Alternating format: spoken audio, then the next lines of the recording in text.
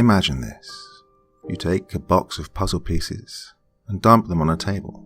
Now, in theory, it's possible for all the pieces to fall perfectly into place and create a completed puzzle when you dump them out of the box. But in reality, we know that never happens. Why? Because the odds are overwhelmingly against it.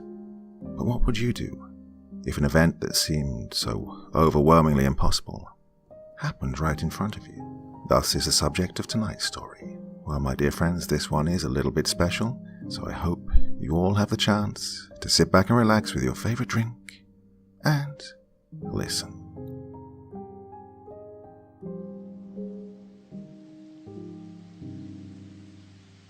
Have you ever looked up at the moon at night and dreamed of a better life? Maybe wished for love or simply looked for inspiration?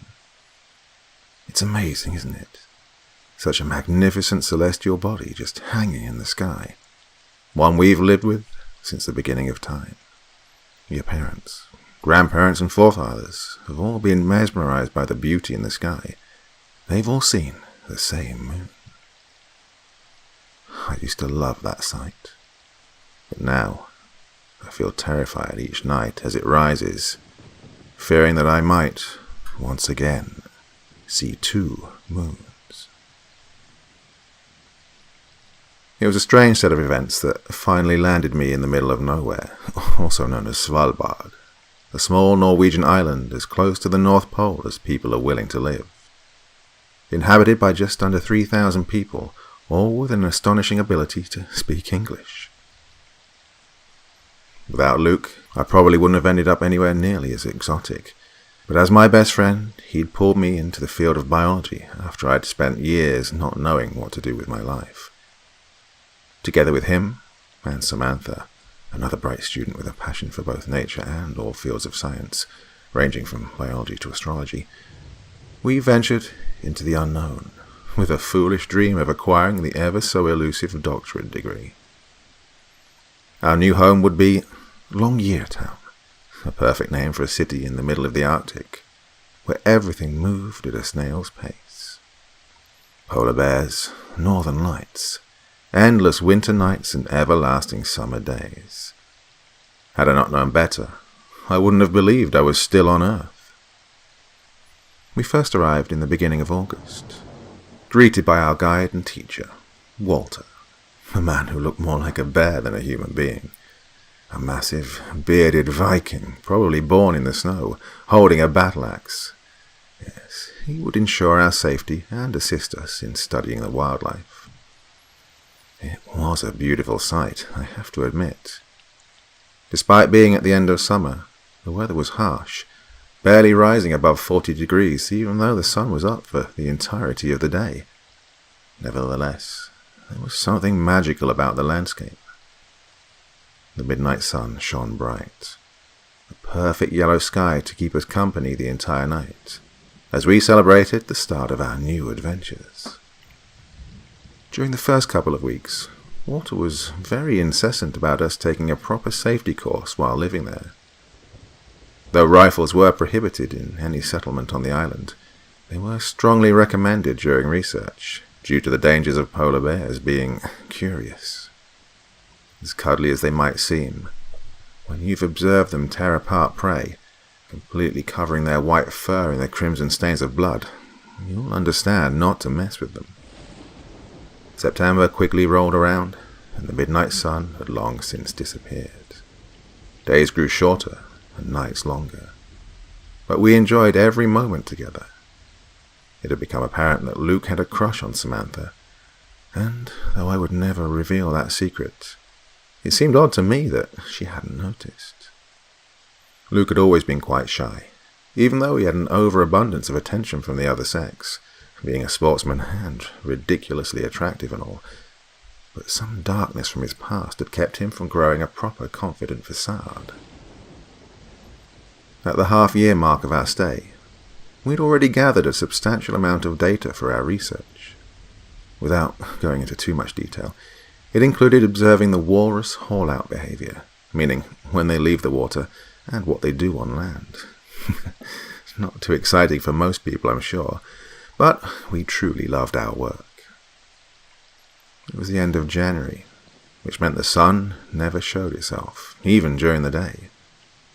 Constant darkness surrounded us during that period, but at least we'd have times of bright moonlight and nautical twilight, which seemed like any late sunset.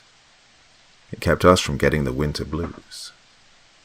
By then I'd confronted Luke about his feelings for Samantha. They were both my closest friends, and though I wouldn't mind them getting together, I wanted to make sure nothing dramatic and childish would happen. Of course, he denied it, shy as he was, but Samantha had started hinting at similar feelings for him. Had just one of them spoken up, rather than being stubborn kids, they could have been happy together. But what else could I do other than to poke at their emotions until one of them burst? During the night, we'd driven one of the cars down to the beach. Though I'd always considered a beach just a warm bunch of sand by the seaside, it was equally beautiful.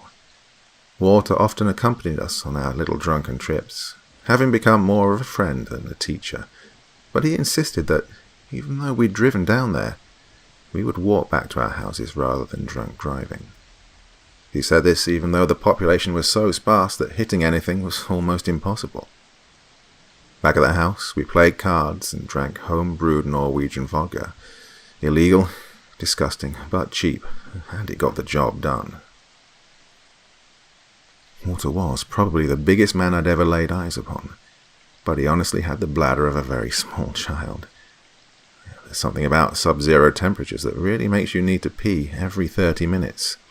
But since the bathroom was occupied, he'd ventured outside to relieve himself. Moments later, we heard him gasp.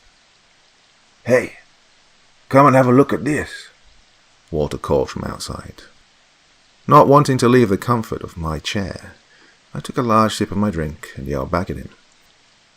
"It's cold as hell. I'm not coming outside to look at your dick." The others chuckled, more from the alcohol than my stupid statement. "No, seriously. There's something wrong with the sky," Walter said. "All right, coming," I said as I pushed myself up from the chair, my legs barely wanting to move after an entire day of exploration. The four of us went outside to find Walter frozen in place, just staring up at the sky. I glanced up and immediately shared his confusion. There were 2 moons. We all gasped synchronously as we tried to make sense of the bizarre phenomenon in the night sky. "What the hell?" Luke said. "It's got to be an optical illusion, right?" For a second I let myself believe that was the explanation. But the second moon, though equal in size and shape, had a completely different surface. It was plainer, with fewer craters and a whiter tone than our own. "No way. They're too far away from each other. They don't even look alike," I said. "So, what's your explanation then?" Luke asked. Samantha, who'd been an astrology aficionado since she was old enough to pronounce rocket, had remained oddly silent since we got outside. "The second moon is identical to our own," she simply stated. "What? No, it's clearly not," Luke asked, confused. "No, it really is. It's just that we're looking at it from the back. It's like our moon has been rotated almost 180 degrees.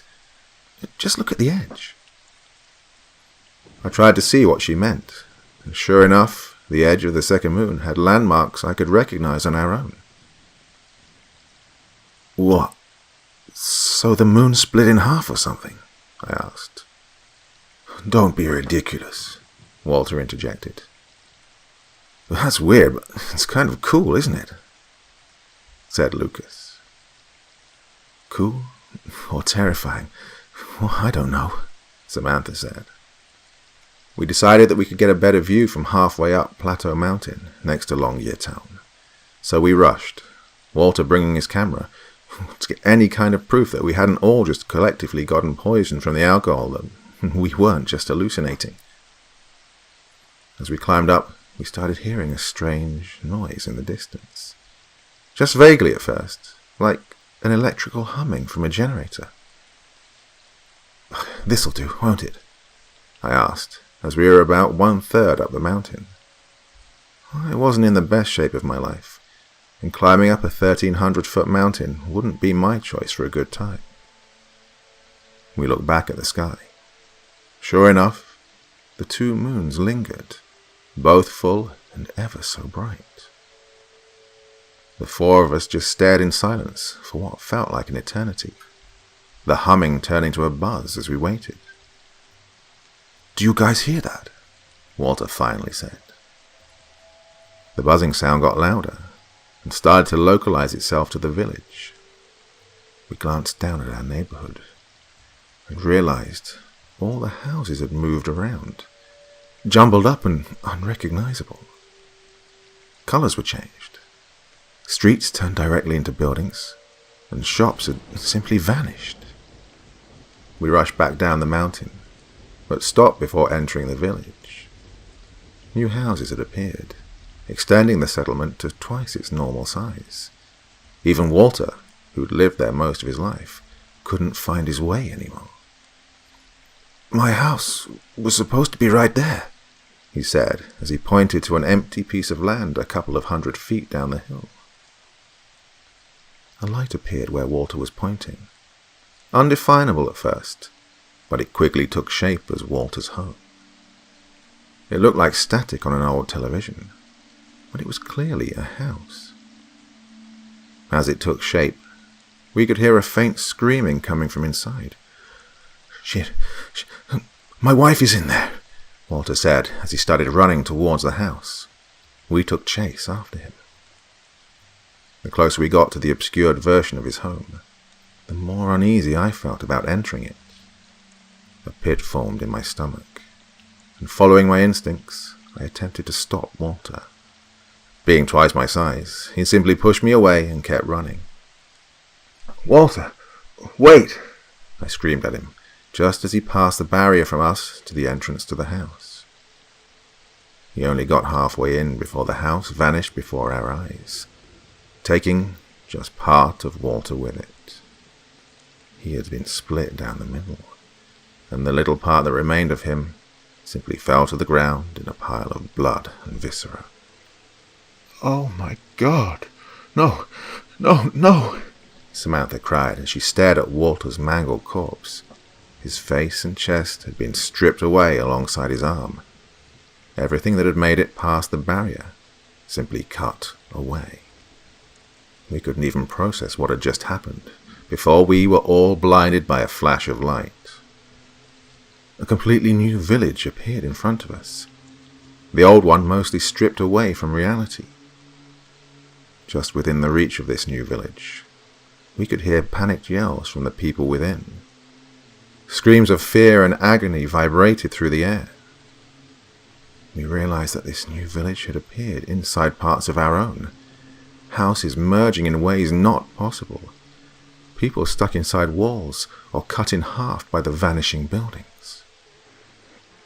We saw one man cut in two at the waist, crawling for help, his entrails pouring out as he desperately tried to keep moving, not even realizing half his body had been taken away from him. People came running away from the village, some missing legs, one woman seemingly fused with a different version of herself, joined at the head like a pair of conjoined twins. As the people neared us, we could see the true devastation of what had happened inside the village. Houses disappeared and reappeared in new locations. Anyone unlucky enough to be in the same place was shred to pieces. One older woman was looking back at the village as she ran away, and ended up colliding with me head-on. I quickly bent down to help her up, and she rambled on about something. Only I couldn't understand what language she was speaking. It wasn't English, Norwegian, nor Russian. In fact, it didn't resemble anything I'd ever heard before.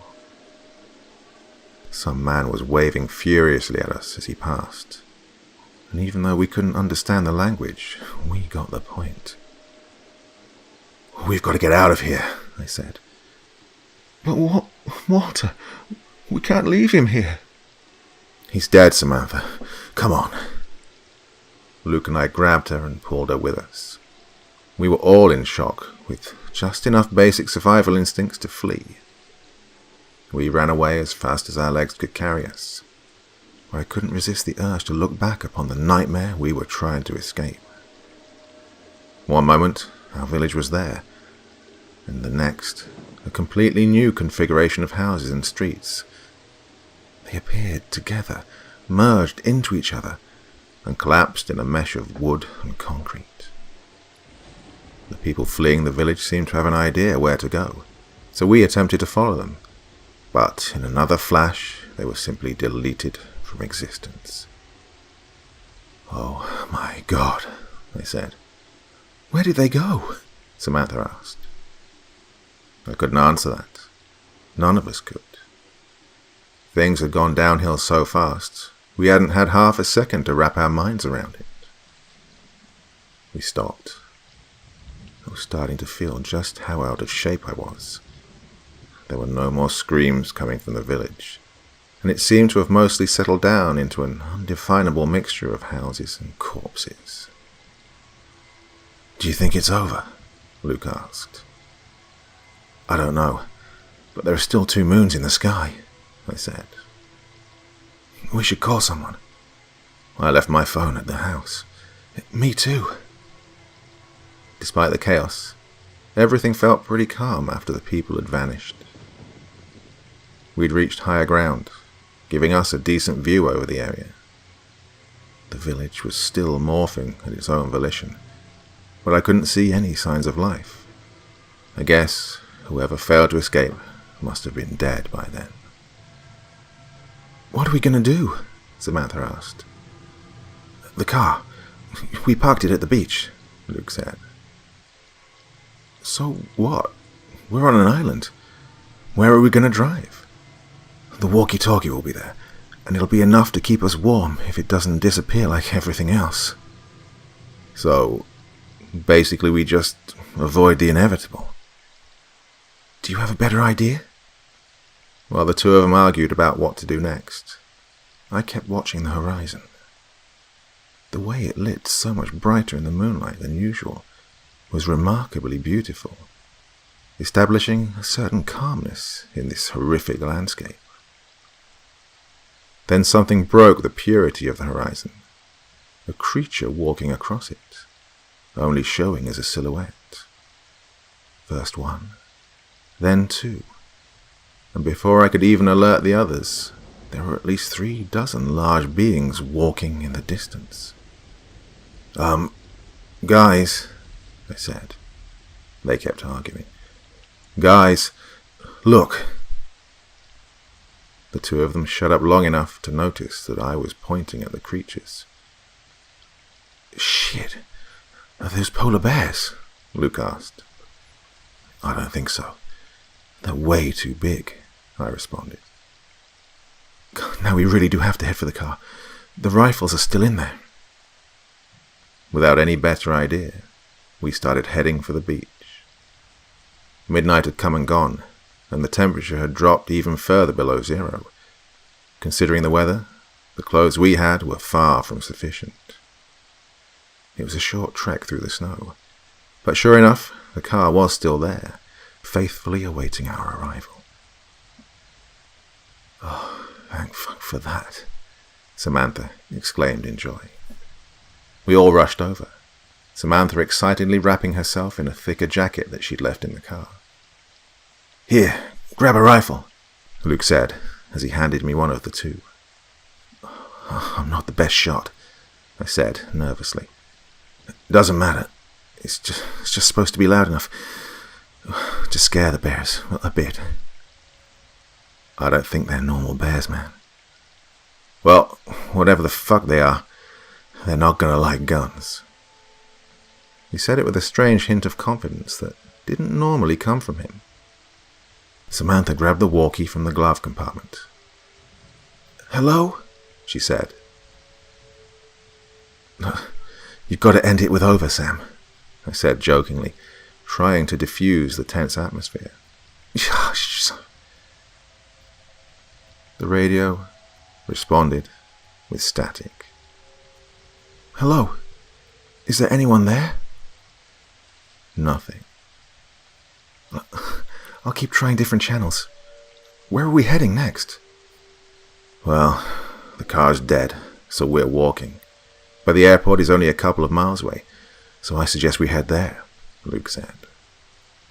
Without disagreeing, we all started walking. I kept my eye on the horizon, seeing more silhouettes gathering.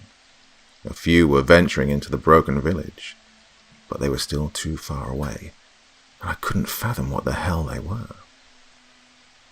Guys, I need a break, I said after about half an hour of walking. My leg had been aching since the woman had collided with me, but the cold had numbed down the pain so far. It is kind of beautiful, isn't it?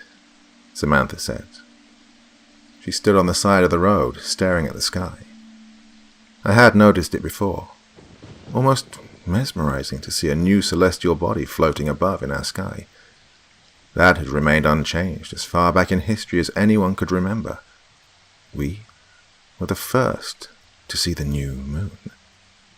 But if the rest of the world was experiencing the same freakish chaos as ourselves, then I feared we'd also be the last. After a mile, we could see the top of the air traffic control tower. No sooner had we noticed it than the whole structure collapsed to the ground, releasing an impossibly bright green light as it did. God, what was... Before we could react, a loud roar fell over us. One of the creatures emerged from the darkness and stood tall right in front of us. It had the exact shape of a polar bear, only larger, without any skin covering its body. All we could see was muscle and vessels pulsating across its entire being, skin from head to toe. The face was the most horrific part of it. No eyes or ears, only a flesh-filled, mangled piece of meat with teeth sticking through in all directions. Despite having no vision, it could somehow sense our whereabouts. It looked directly at us for a second before charging. We started running. The creature was fast, but the vibrant green light seemed to bother it enough to allow us a head start, though it didn't take long before it braved the brightness and took chase after us. Once we gained enough of a distance, I turned to fire at it. To my surprise, the shot hit it square in its face, but it barely fazed it. Luke turned to do the same, but as he fired, his foot caught onto something, and he fell to the ground. "Oh, shit!" he yelled.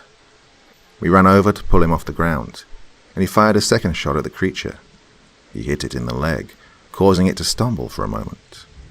It was just enough for us to get Luke back on his feet, but he was slower from the fall. I think I messed up my ankle," Luke said. I took his arm over my shoulder. The creature was gaining speed again. "I'm not going to make it like this. Just go," he said. "You're not going to die because of a twisted ankle, you moron," Samantha insisted as she held his other arm. For each second, the creature got closer to us. Even without Luke hanging on to us, we wouldn't be fast enough to get away anyway. The creature reached us and knocked us all simultaneously to the ground. It reached out its deformed paw and hit Luke's shoulder. He let out a horrified scream as the claws tore through his skin. Blood immediately started dripping from the wound. All of a sudden, the creature stopped, and a large howl could be heard from the distance. It was distorted and rough, unlike anything I'd ever heard. I could only describe it as vaguely organic, as if some massive animal was screaming out in intense agony. Without hesitating, the creature started running in the direction of the howl, once again leaving us alone in the darkness. I collapsed on the ground under Luke's weight. He'd always been far larger than myself, a typical gym rat always bugging me to join him. "Damn, you're heavy, Luke." "What was that thing?" he asked, out of breath. None of us knew. How could we? Everything had fallen apart, and I was starting to believe we were in a different world altogether. The green light on the horizon still shone bright, acting as an excellent beacon, taking us where we had to go. Luke was quick to get back on his feet. He tried to act strong, but we could both tell he was in a great deal of pain. After a long struggle, we finally reached what remained of the airport. It wasn't an impressive sight. Only one runway and a couple of planes next to the few centralized buildings. It was desolate. Not another living soul seemed to have made it there. Unlike the village, the airport still looked familiar, though the tower had fallen to pieces, replaced by the blinding green light that had guided us, a strange beacon of hope in the destruction. It simply hung in the air expectantly, waiting for something to happen. Luke collapsed to the ground as we set foot inside the main building. "Oh, I don't feel right," was all he could say. "It's all right, Luke. We're going to be safe here." We dragged him over to one of the office buildings that were connected to the hangar. Luke was sweating bullets. Samantha put a hand to his forehead and checked his temperature. "Luke, you're burning up." "Yeah, I think something's wrong," he responded with slurred words. "I'm going to go and check the building for any supplies. I'll be right back," I said. "Sam, I have to tell you something," I heard Luke say as I left. I hoped he was confessing his feelings for her. That way, they could have a nice moment of happiness to hold on to. Because, I suspected things weren't going to end well for us. By the time I got back, I'd only found a packed lunch, a half-empty bottle of water, and a flashlight. But Luke was barely awake and refused any of it. Samantha sat next to Luke and held his hand as he fell unconscious. He looked pale, already skinnier than before, as if he hadn't eaten in weeks. Something seemed to be feeding off him from the inside. "How's his shoulder?" I asked. "It's completely healed, but..." "But what?" "Look at his skin." I shone the flashlight at Luke's shoulder. There were strange lumps moving beneath his skin, pulsating. I covered up his shoulder, not wanting to think about what these things were. Whatever was happening, we were too ill-equipped to help him. Our only hope would be to wait for morning and hopefully find a doctor. "We should try to get some sleep. It'll be easier to deal with everything during the day," I said. We huddled up closer around Luke. Even inside, it was barely above 0. Exhausted, we quickly fell asleep. I awoke to Samantha screaming. I shot quickly to my feet and fumbled around for the flashlight. As I shone the light at her, I could see that she was embraced by dozens of thin, black tendrils, all emerging from Luke's left arm and shoulder. Luke's eyes had punctured, black liquid seeping out from the holes, and his chest had been torn open, revealing his lung infested with thousands of tiny black worms crawling around inside. He was beyond dead, but to my horror, he was still moving. I pulled out my knife and swung at the tendrils around Samantha. They were elastic and took all the force I had to cut through them, one by one, until Samantha was finally free. Luke screamed in agony, only it wasn't his voice. As the tendrils retracted back into his arm, new ones shot out immediately, replacing the broken ones. I grabbed Samantha's arm and told her to run. She took Luke's rifle off the ground as we ran past and shoved him to the ground. It only slowed him down for a second before he followed. The tendrils kept him off the ground and pulled his body with them. He ran into a small storage room and shut the door behind us. Luke smashed into the door at full force, opening it just enough to let the tendrils slither inside. I cut them down as Samantha tried to hold the door shut. "You have to shoot it," I yelled at her. But it's Luke," she stuttered back. "No, it isn't. Not anymore." She looked at me with terror in her eyes, but she knew what she had to do. "Okay, I'm going to open the door," I said. She nodded. At the count of 3, I pulled open the door, and Luke stumbled inside. His face had been split in half down the middle, allowing thousands of tiny black maggots to pour out from the head. "Shoot!" I yelled. Samantha fired off a shot. It hit him square in the neck. Mixed with the damage from the worms, his head tore from his torso and fell to the ground. He stumbled, but remained standing. I slashed at him with my knife and cut him further apart, trying at least to keep him at bay. "Sam, you've got to get out of here." She didn't listen, but I couldn't see what she was doing. I could hear her rummage through some cans and equipment. "I'm not leaving you," she said as she emptied the content of whatever can she'd found over Luke. Some of it splashed over onto my face. I could smell the vapors. It was gasoline. The creature slipped on a mix of its own worms and the gas that had fallen onto the ground. I took the opportunity to get away. I dug a lighter out of my pocket and carefully lit it, hoping the drops of gasoline on myself wouldn't ignite. I threw the lighter at Luke, and he immediately engulfed him in flames. The worms screeched as they burned to pieces, thousands of tiny burning monstrosities crawling around, lighting up everything around them. The fire spread so quickly, faster than I thought would be possible. Before we could even get out of the way, we were surrounded on all sides. The only exit had already started to burn, and I knew then we were going to die with no hope of escaping. We embraced each other during our final moments, and just prayed it would be over quickly, that the smoke would suffocate us before the fire could reach us. Coughing from the smoke, I dared to take a peek at the flames. The whole hangar was starting to collapse, and within a minute of starting the flame, the roof fell on top of us. Just before passing out, I saw the bright green light looming over us, and at its center, I could see the image of a different world, one not destroyed and inhabited by horrific creatures. And then, everything turned dark.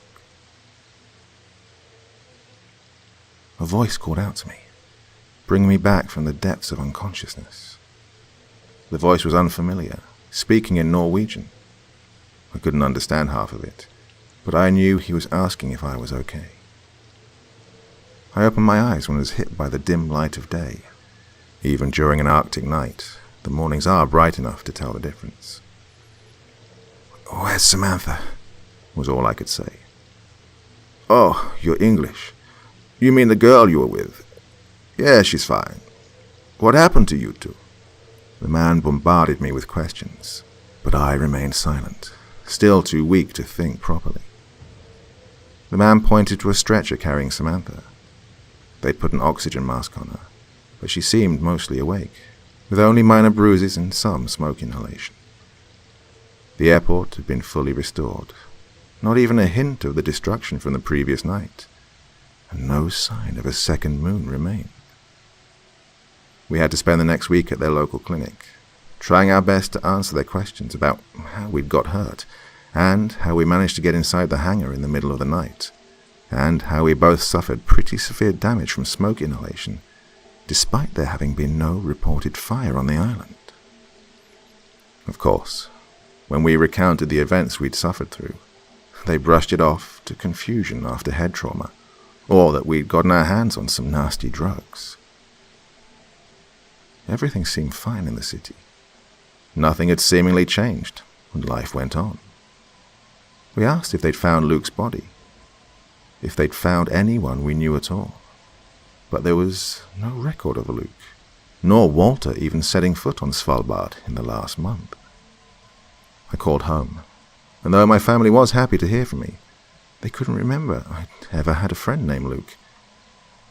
The only proof I had that I hadn't gone insane was that Samantha's memory of everything matched mine. As night approached, Samantha sat by the window, staring into the darkening sky. Even with eternal darkness, the moon still sets and rises. We both counted the seconds, terrified in anticipation. Only one moon emerged from the horizon, and I let out a sigh of relief as I saw it. Samantha did not share my enthusiasm. I asked her what was wrong, and she only pointed at it, without speaking a word. I looked up into the sky and studied the moon. At first, it seemed perfectly normal, and to the untrained eye, everything appeared to be fine. But the more I stared at it, the more I noticed the differences. The landmarks didn't match, and the color palette was slightly off. Samantha looked at me with terror in her eyes and confirmed what we both knew to be true. That wasn't our moon.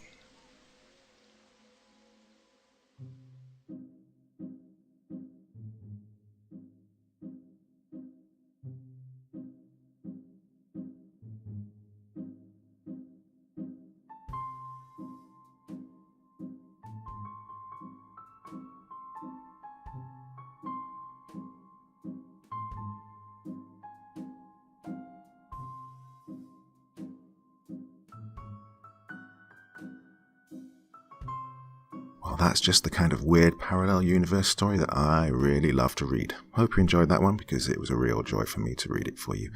Another one from Dr. Creepin's Vault, the subreddit I set up so I could read the stories that you send to me. Well, good start of the week, I think. And of course, I will be back again on Wednesday, and I know you're waiting to join me again, aren't you? Go on, say you will. Yes, yes, yes. But until then, well, sweet dreams and bye-bye.